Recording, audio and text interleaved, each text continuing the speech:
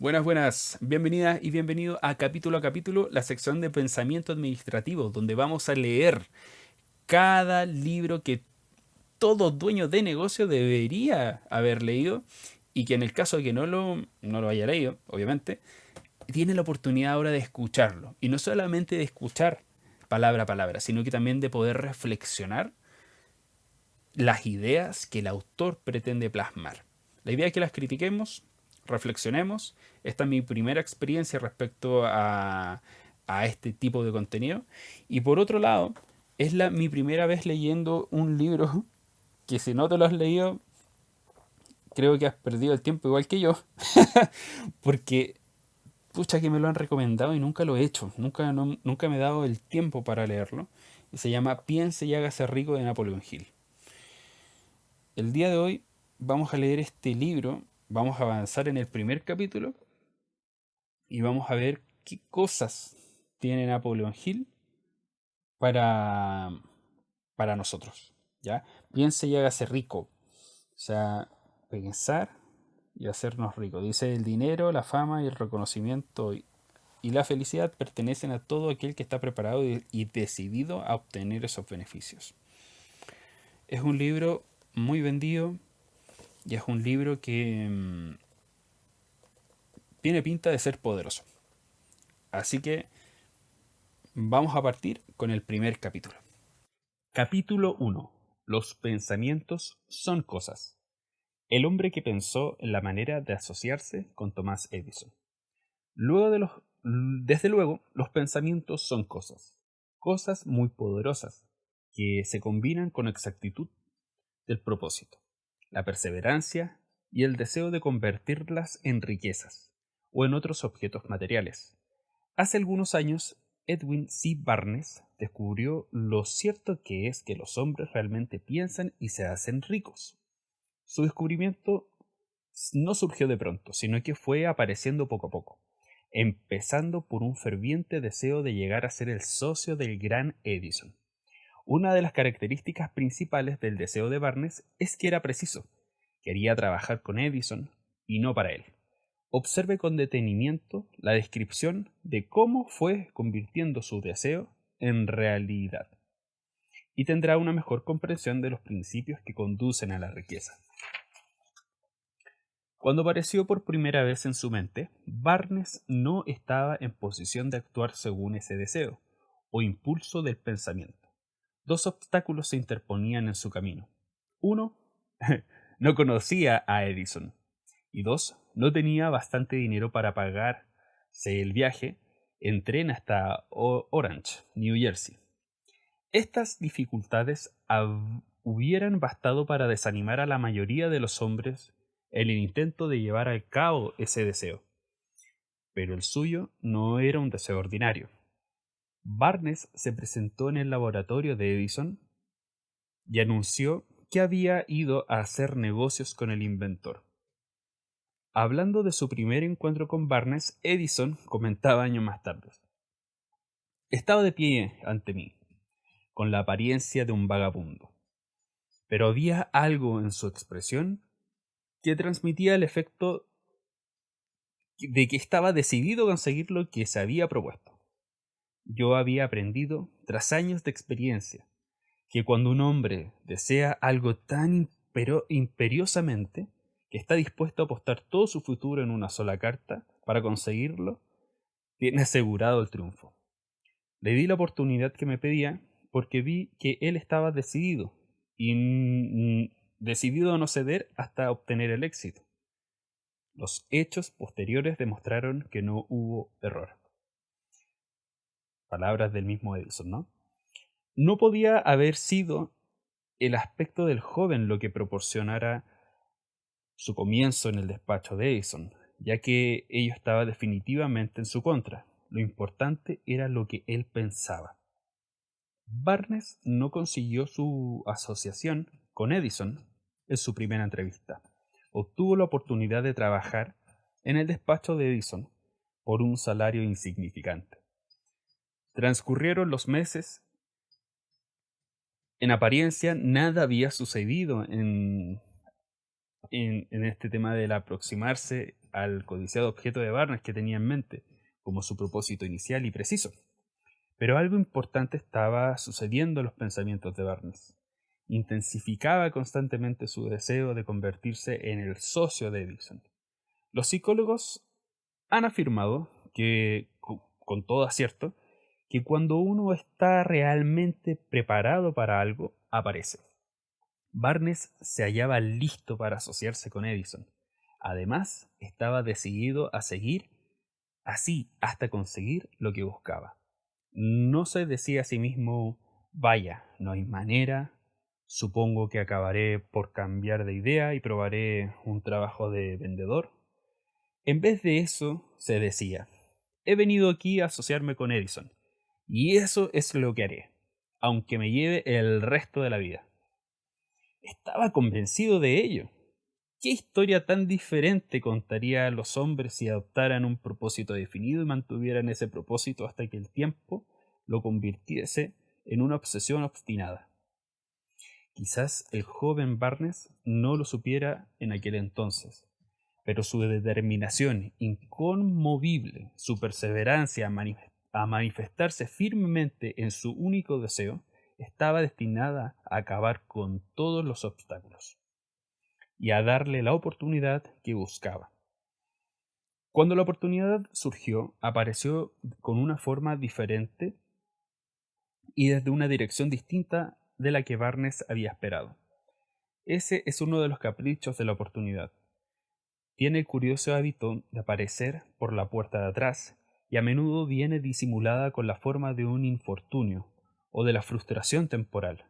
Tal vez por eso hay tanta gente que no consigue reconocerla. Edison acababa de perfeccionar un nuevo invento, conocido como, en aquella época, como la máquina de dictar de Edison. Sus vendedores no mostraron entusiasmo por aquel aparato. No confiaba en que se pudiera vender sin grandes esfuerzos.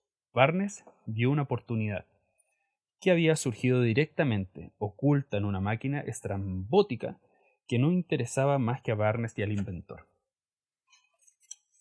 Barnes supo que podría vender la máquina de dictar de Edison.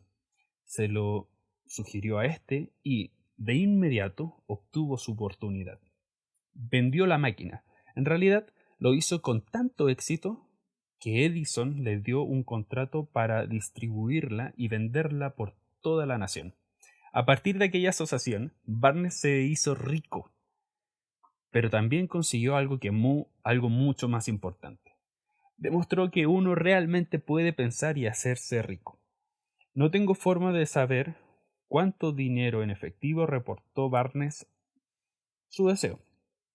Tal vez fueron 2 o 3 millones de dólares, pero la cantidad, cualquiera que sea, se torna insignificante cuando se compara con la posesión que adquirió en forma de conocimiento definido de que un impulso intangible se puede transmutar en ganancias materiales mediante la aplicación de principios conocidos.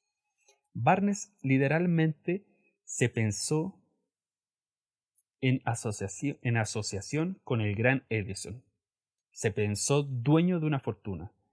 No tenía nada con que empezar, excepto su capacidad de saber lo que deseaba y la determinación de mantenerse fiel a ese deseo hasta verlo realizado. A 1 metro del oro. Esta es otra historia. Una de las causas más comunes del fracaso es el hábito de abandonar cuando uno se ve presa de una frustración temporal.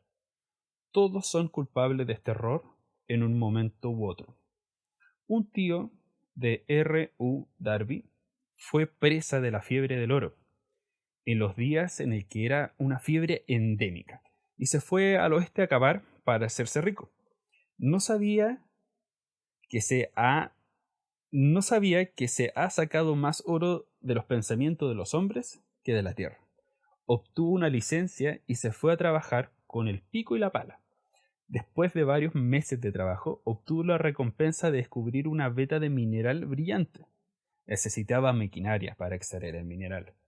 Con discreción, cubrió la mina volvió sobre los pasos a su hogar en Williamsburg, Maryland, y le habló a sus parientes y algunos vecinos del hallazgo. Todos reunieron el dinero necesario para la maquinaria y la enviaron a la mina. Darby y su tío volvieron a trabajar en ella. Extrajeron el primer carro de mineral y lo enviaron a un fundidor. Las utilidades demostraron que poseía una de las minas más ricas de Colorado. Con unos pocos carros más de mineral saldrían todas las deudas. Las saldarían completas. Sería en ese momento en que empezarían a ganar dinero a lo grande. Hacia abajo fueron los taladros. Muy alto llegaron las esperanzas de Darby y de su tío. Entonces sucedió algo. El filón del mineral brillante desapareció. Habían llegado al final del arco iris y la olla de oro no estaba allí. Perforaron en un desesperado intento por volver a encontrar la veta, pero fue en vano. Finalmente decidió abandonar. Vendieron las máquinas a un charratero por unos pocos centenares de dólares y tomaron el tren de vuelta a casa. Desmotivados, ¿no? El charratero, el chatarrero, perdón, llamó a un ingeniero de minas para que mirara la mina e hiciera una prospección. El ingeniero le informó de que el proyecto había fracasado porque los dueños no estaban familiarizados con las vetas falsas. Sus cálculos indicaban que la veta reaparecería a un metro, no, a un metro de donde Derby, oh Dios mío, a un metro de donde los Darbys había dejado de perforar. Allí fue precisamente donde fue enterrada. Se estuvieron a punto de llegar y no le a un metro y perdieron todo esto. El chatarrero extrajo millones de dólares en mineral de aquella mina porque supo buscar el asesoramiento de un experto antes de darse por vencido.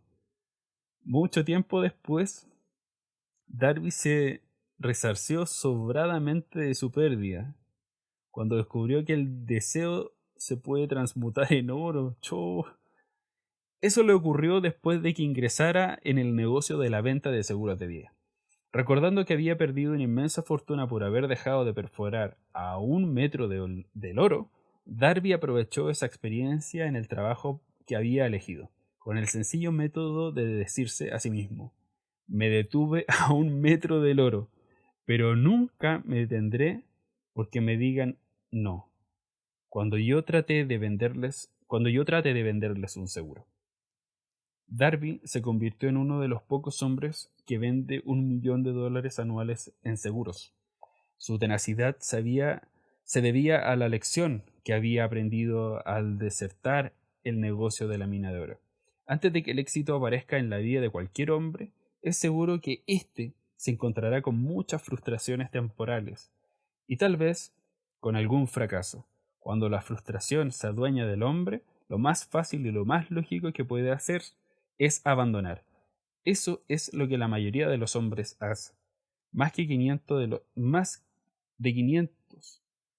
de los hombres más prósperos que han conocido los Estados Unidos le han dicho al autor que sus mayores éxitos surgieron un paso más allá del punto en que la frustración se había apoderado de ellos. El fracaso es un embustero, como un mordaz sentido de la ironía y de la malicia. Se deleita en hacernos tropezar cuando el éxito está casi a nuestro alcance.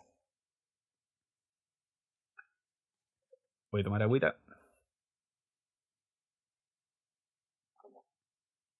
El tema es prosperar.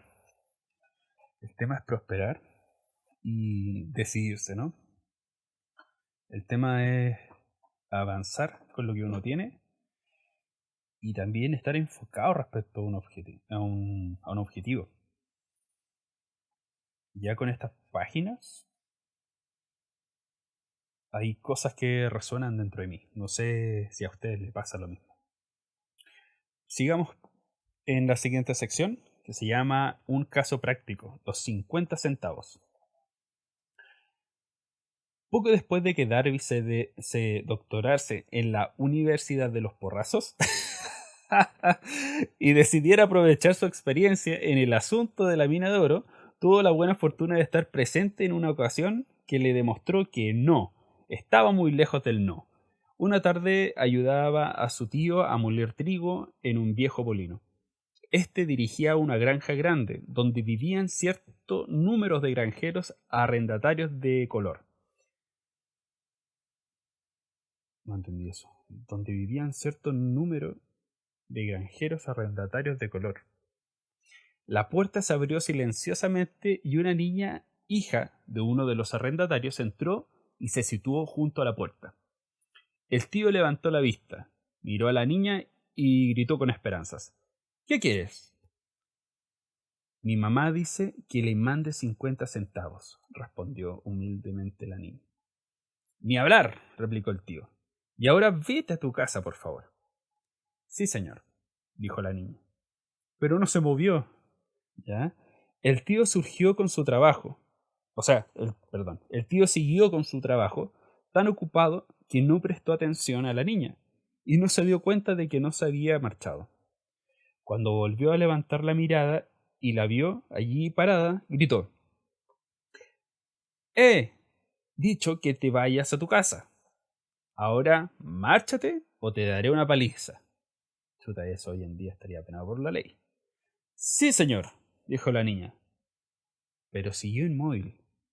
El tío dejó un saco de grano que estaba por echar en la tolva del molino. Cogió una duela de barril y empezó a acercarse a la niña con una expresión poco tranquilizadora. Darby contuvo el aliento. Estaba seguro de hallarse a punto de presenciar una paliza. Su tío tenía un temperamento terrible. Cuando su tío llegó donde estaba la niña, ella dio un rápido paso al frente, lo miró a los ojos y gritó con todas sus fuerzas: Mi mamá necesita esos 50 centavos. El tío se detuvo, la miró unos instantes y luego dejó lentamente la duela del barril a un lado. Se metió la mano en el bolsillo, sacó $10 y se lo dio a la niña. Ella cogió el dinero y se encaminó despacio hacia la puerta, sin quitar los ojos del hombre al que acababa de vencer. Después de que la niña se hubo marchado, el tío se sentó en una caja y permaneció mirando por la ventana durante más de 10 minutos. Estaba reflexionando, sorprendido sobre la derrota que acababa de sufrir. Darby también se hallaba pensativo. Esa era la primera vez en su vida que había visto a una criatura de color dominar a un blanco. Ah, por eso granjeros arrendatarios de color. Eran, eran de color, claro. Adulto. ¿Cómo lo había hecho? ¿Qué le había ocurrido a su tío para que perdiera su ferocidad y se volviera tan dócil como un cordero? ¿Qué extraño poder había empleado esa niña para hacerse dueña de la situación? Estas y otras preguntas similares destellaban en la mente de Darby, pero no halló las respuestas hasta muchos años después, cuando me relató la historia. Curiosamente, el relato de esa inusual experiencia la escuché en el viejo molino, el mismo sitio donde su tío recibió esa lección. En aquel viejo molino polvoriento, el señor Darby me relató la historia del extraño triunfo y terminó preguntándome cómo entiende esto, qué extraño qué poder tenía esa niña para dominar por completo a mi tío. La respuesta a esa pregunta la encontrará en los principios que describe este libro. La respuesta es categórica y completa. Contiene detalles e instrucciones suficientes para que cualquiera comprenda y aplique la misma fuerza con la que ella se encontró de forma accidental. Manténgase alerta y observará el extraño poder que acudió en ayuda de la niña. Tendrá un atisbo de ese poder en el próximo capítulo. En alguna parte encontrará esta idea que abusará sus poderes receptivos y pondrá a su alcance, para su propio beneficio, ese mismo poder irresistible. La comprensión de él puede aparecer ante usted en el primer capítulo o tal vez surja en su conciencia más adelante. Puede presentarse en forma de una sola idea o quizás la encuentre en la naturaleza de un plan o en un propósito. Una vez más, puede hacer volver sobre sus pasadas experiencias de frustración o de fracaso para aportar algunas lecciones mediante la cual usted recupera todo lo que había perdido en un fracaso. Después de haberle explicado al señor Darby el poder que la niña de color había empleado quizás sin saberlo, él repasó enseguida sus 30 años de experiencia en la venta de seguros de vida y estuvo francamente de acuerdo en que su éxito en ese campo se debía en gran parte a la lección que había aprendido de la pequeña. El señor Darby señaló: cada vez que un posible comprador trataba de deshacerse de mí sin hacerse de él del seguro, yo visualizaba a la niña, parada en el viejo molino, con sus ojos desafiantes, y me decía a mí mismo: tengo que conseguir esta venta. La mejor parte de las ventas que he hecho han sido a agentes que me habían dicho no, que me habían dado un no. El señor Darby también recordó su error al haberse detenido a un metro escaso del oro. Qué horrible de haber sido esa sensación.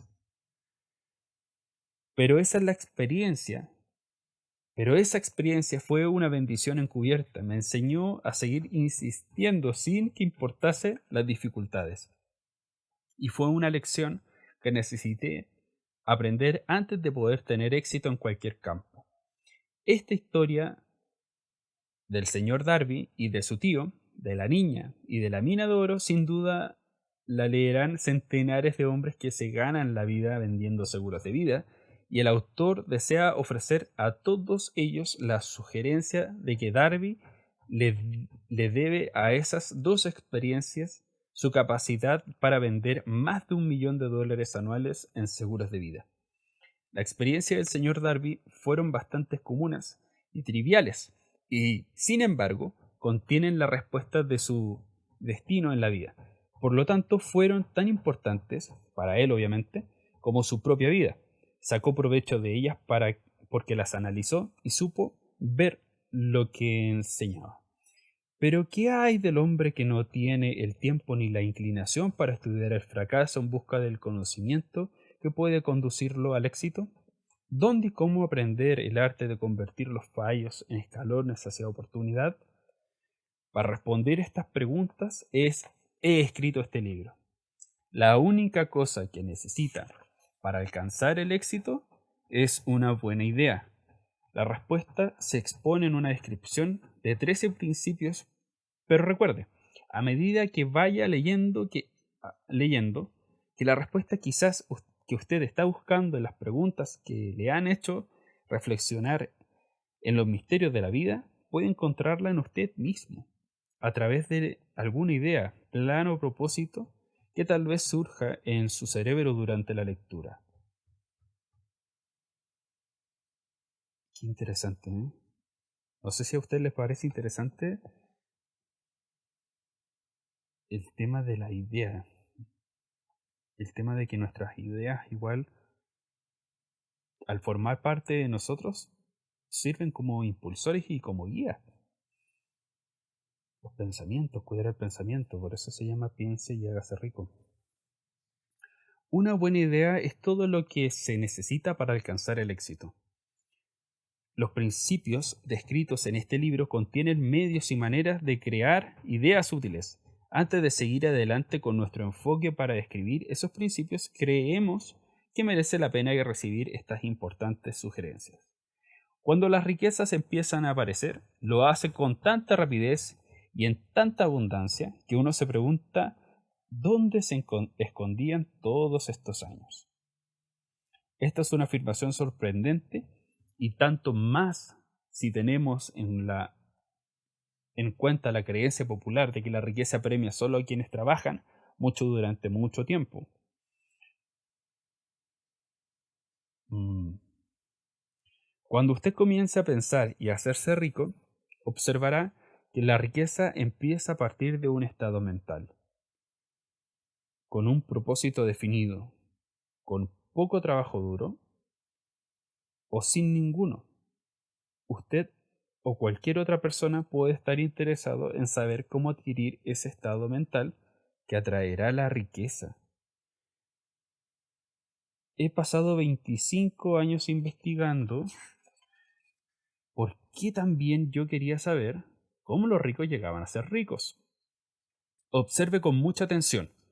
Tan pronto como domine los principios de esta manera de pensar y empieza a seguir las instrucciones para aplicar estos principios, que su nivel económico empezará a crecer y que todo lo que usted toque comenzará a transmutarse en haberes de su propio beneficio. ¿Imposible? De ninguna manera. Una de las mayores debilidades de la especie humana es la típica familiaridad del hombre con la palabra imposible. Él conoce todo, todas las reglas que no darán resultado. Sabe todas las cosas que no se pueden hacer.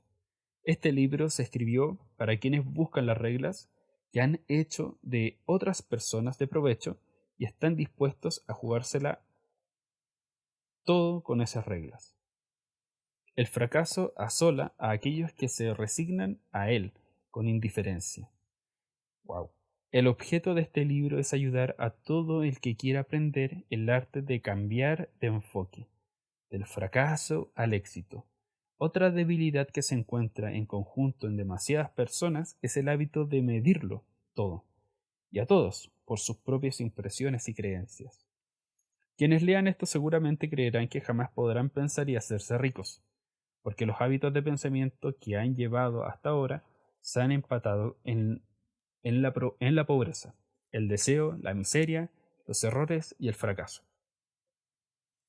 Estas personas desafortunadamente me recuerdan a un chico distinguido que fue a Estados Unidos a recibir una educación americana. Acudió a la Universidad de Chicago. Un día el presidente Harper se encontró con ese joven oriental en el campus, se detuvo a charlar con él unos minutos y le preguntó qué le había impresionado de cómo la característica más notable del pueblo estadounidense. Bueno, replicó el estudiante, la extraña forma de sus ojos. Tienen unos ojos rarísimos.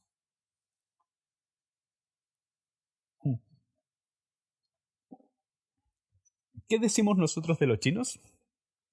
Nos negamos a creer lo que no entendemos. Nos negamos a creer lo que no entendemos.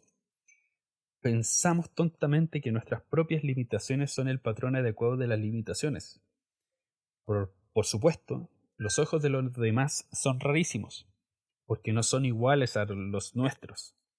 Cuando Henry Ford decidió fabricar su famoso motor V8, quiso construir un motor con los 8 cilindros alojados en un solo bloque, y dio instrucciones a sus ingenieros para que produjeran el prototipo del motor. El proyecto estaba ya volcado sobre el papel, pero los ingenieros acordaron de que era todo punto imposible embutir 8 cilindros en un motor de un solo bloque. Produzcanlo de todas maneras, dijo Ford. Pero es imposible, replicaron ellos. Adelante, ordenó. Y no dejen de trabajar hasta haberlo conseguido. No importe cuánto tiempo haga falta. Los ingenieros pusieron manos a la obra. No tenían otra opción si querían seguir formando parte del equipo de Ford. 6 meses transcurrieron sin que obtuvieran resultado. Pasaron otros 6 meses y todavía no había conseguido nada. Los ingenieros probaron todos los planes concebibles para llevar a cabo el proyecto, pero aquello parecía incuestionablemente imposible. Al cabo de un año, Ford se reunió con los ingenieros, que volvieron a informarles que no habían hallado la manera de cumplir sus órdenes. Sigan con el trabajo, dijo Ford. Quiero ese motor y lo tendré. Continuaron haciendo pruebas y entonces, como parte de magia, el secreto quedó desvelado. La determinación de Ford había ganado una vez más. Quizás esta historia no esté descrita con precisión en detalles, pero la circunstancia y el resultado son los correctos. Deduzca de ella, usted que desea pensar y hacerse rico, el secreto de los millones de Ford. Si puede, obviamente. No tendrá que buscar muy lejos. Henry Ford tuvo éxito porque comprendió y aplicó los principios del éxito. Uno de ellos es el deseo, saber lo que uno quiere. Recuerde esta historia de Ford mientras lee y señale las líneas en que se describe el secreto de su extraordinaria proeza. Si puede hacer eso, si usted es capaz de poner el dedo en el particular grupo de principios que hicieron rico a Henry Ford, usted puede igualar sus logros en casi cualquier oficio para él que esté preparado. Cuando Hanley escribió sus proféticas palabras, soy el dueño de mi destino, soy el capitán de mi alma, debería habernos informado que somos los dueños de nuestro destino, los capitanes de nuestra alma, porque tenemos el poder de controlar nuestros pensamientos. Usted es el dueño de su destino, es el capitán de su alma. Qué hermosa frase. Hermosísima frase. Debería habernos dicho que nuestro cerebro se magnetiza con los pensamientos dominantes que llevamos en la mente, y que por mecanismos que nadie conoce, estos imanes atraen hacia nosotros las fuerzas de las personas, las circunstancias de la vida, que armonizan con la naturaleza de nuestros pensamientos dominantes. Debería habernos dicho que antes de poder acumular riquezas en abundancia, tenemos que magnetizar nuestra mente con un intenso deseo de riqueza, que hemos de tomar de conciencia de la riqueza hasta que el deseo por el dinero nos conduzca a hacer planes definidos para adquirirlo. Pero al ser un poeta y no un filósofo, Hanley contestó con firmeza una gran verdad de manera poética, dejando a sus lectores interpretar el significado filosófico de sus ideas. Poco a poco la verdad ha ido desvelándose, hasta que ahora parece cierto que los principios descritos en este libro contienen el secreto del dominio sobre nuestro destino económico. Ahora estamos preparados para examinar el primero de esos principios. Mantenga una actitud de apertura mental y recuerde, a medida que vaya leyendo, que no son invenciones de nadie. Son principios que han funcionado para muchos hombres. Usted puede ponerlos a trabajar para su propio beneficio. Verá que es fácil. Hace algunos años pronuncié un discurso de la entrega de diplomas en Salem College, en Salem, Virginia Occidental. Acentué el principio descrito en el próximo capítulo con tal intensidad que uno de los miembros de la clase que obtendría el diploma se lo apropió y lo convirtió en parte de su forma de ver la vida. Ese joven llegó a ser miembro del Congreso y un personaje importante de la administración de Franklin D. Roosevelt. Me escribió una carta en la que presenta con tanta claridad su opinión sobre el principio que trataremos en el próximo capítulo, que ha decidido publicarla como introducción en dicho capítulo. Le daré una idea de los beneficios que le esperan. Aquí está lo que él dice, ¿no? Estimado Napoleón, dado que mi servicio como miembro del Congreso me he proporcionado cierta comprensión de los problemas de hombres y mujeres, le escribo para ofrecerle una sugerencia que puede ser útil a millares de personas. En 1922, usted pronunció un discurso en la entrega de diplomas en Salem College. Cuando yo era miembro de la clase, lo recibiría. En aquel discurso usted plantó en mi mente una idea a la que debo la oportunidad que ahora tengo de servir a la gente de mi estado. En aquel discurso usted plantó en mi mente una idea a la que debo la oportunidad que ahora tengo de servir a la gente de mi estado, y que ahora será responsable en gran medida de cualquier éxito que yo pueda alcanzar en el futuro. Qué poderoso, ¿no? Recuerdo como si hubiese sido ayer la maravillosa descripción que usted hizo del método por el que Henry Ford, con muy pocos estudios, sin $1 y sin amigos influyentes, llegó tan alto. Entonces resolví, incluso antes de que usted hubiera acabado su discurso, que me haría un lugar en la vida, sin que importara cuántas dificultades tuviera que afrontar. Wow. Que me haría un lugar en la vida. Millares de jóvenes terminarán sus estudios universitarios este año y los años venideros. Cada uno de ellos estará buscando un mensajero tan alentador como el que yo recibí de usted. Estarán buscando un mensaje tan alentador como el que yo recibí de usted. Querrán saber dónde acudir, qué hacer, cómo empezar en la vida. Usted puede decírselo, porque ha ayudado a resolver los problemas de mucha gente. En Estados Unidos hay en la actualidad miles de jóvenes que quieren saber cómo convertir sus ideas en dinero. Gente que debe empezar desde abajo, sin dinero, y amortizar sus pérdidas. Si alguien puede ayudarles, es usted. Si publica el libro, me gustaría tener el primer ejemplar que salga de la imprenta, autografiado por usted. Con mis mejores deseos, créame, cordialmente suyo, Jennings Randolph. Y aquí terminamos el primer capítulo de este libro que se llama Piense y hágase rico, de Napoleon Hill, llamado Los pensamientos son cosas. Qué manera de terminar un capítulo Napoleon Hill en este libro. Creo que me tengo muchas ganas de profundizar en el segundo capítulo. Lo vamos a dejar hasta acá por hoy. Esta es la parte 1 del Piense y hágase rico de Napoleon Hill. Y creo que de aquí me llevo uno en tener claro cuáles son nuestros objetivos. Los objetivos son muy importantes para nosotros y tenerlos claros, tener claro qué es lo que queremos, qué es lo que añoramos, es fundamental.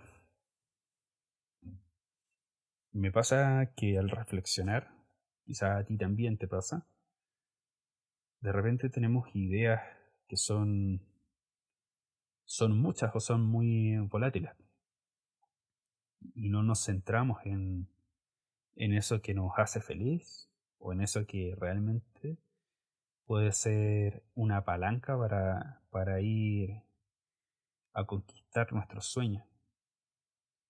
Pocas veces somos poco tolerantes a la frustración y también quizás no estamos siendo lo suficientemente persistentes. Si tienes alguna idea que pueda complementar lo que leímos o lo que leíste tú, si pudiste leer también este capítulo, me lo dejas aquí en los comentarios. Déjamelo en los comentarios para que podamos conversar y para que también podamos tocar algunos temas. Yo quedé demasiado inspirado, demasiado reflexivo, pensativo, y nada, muy feliz por iniciar esta sección allí en Pensamiento Administrativo. Recuerda que también tenemos nuestra página web www.pensamientoadministrativo.cl donde obviamente mostramos nuestros servicios y demás. Eso pues, en la semana que viene voy a publicar el segundo capítulo y dependiendo de su extensión, quizás publique uno que otro. O también puede ser que durante la semana vaya publicando los capítulos porque está súper interesante. Esto es algo que no había hecho antes. Napoleon Hill, y con este pensamiento Piensa y hágase rico, era un libro que tenía pendiente de leer y hasta ahora me ha sorprendido gratamente. Porque ya en el primer capítulo dices cosas súper poderosas. Nada más. A reflexionar, a pensar en esos objetivos y a ser tolerante respecto al- a la conquista de la riqueza o a la conquista de los objetivos. Hasta luego.